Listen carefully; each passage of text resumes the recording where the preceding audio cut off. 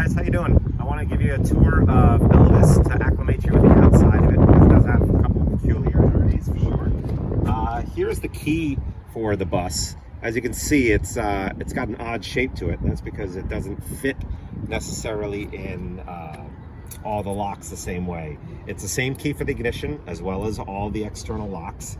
If you put the key in wrong, I'll show you what happens. See, it doesn't really quite go in all the way, and it's not going to turn. So don't force it if for some reason the key's not working. Odds are you just have it in there backwards. If you point the fat end towards the back of the bus, that's a good way to remember.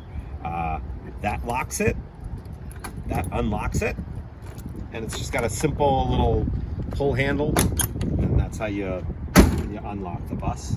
For the sliding door operation, you just need to push down on this lever. You got to give it a little bit of, muscle in there in order to get it.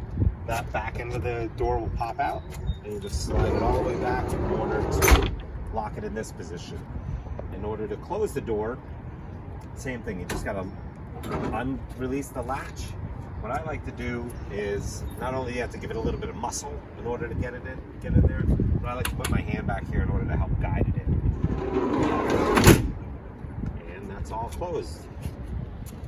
For the fuel filler, it takes regular gas, either 91 or 93 octane, whatever the highest octane rating that is available at that gas station. If you're from Europe, I just want to let you know that gasoline here, petrol, is in a black handle.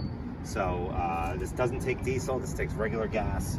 So, and also I just want you to make sure that you remember that this gas cap, you need to remember to put it back on there after you fill it up. Coming around the back of it, I want to show you guys this, just a little note about the rear hatch, is when this is open, or up rather, you can't raise or lower this, the top, because it'll interfere with this. You just have to make sure that this is definitely closed. As a matter of fact, it might even be a good idea just to lock it, whenever you're doing that operation.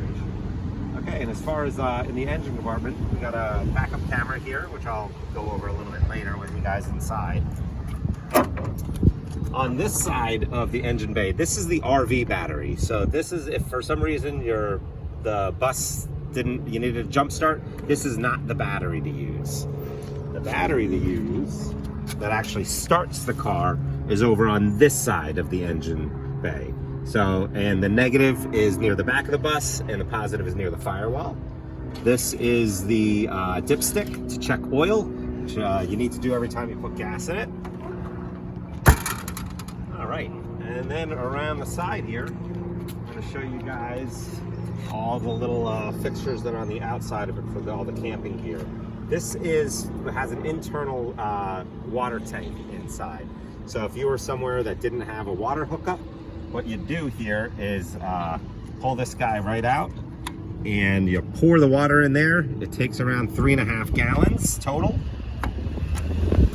Underneath here, if you pull this little guard out of the way, it's got an outlet there for you to plug in a regular extension cord into like a regular home, like 110 volts or 120 volts electric. This little guy here is if you were somewhere that had pressurized water, whereas you had a hose hooked up to a faucet and you wanted water inside here. You undo this and you screw the hose right in there, and it'll pressurize the water system inside. And on here, this is the drain from the sink. So this doesn't go anywhere. It basically is just the drain from the sink right to here. So what you want to do is you want to put a garden hose and run that garden hose away from the campsite. And I think that pretty much covers everything on the outside of Elvis.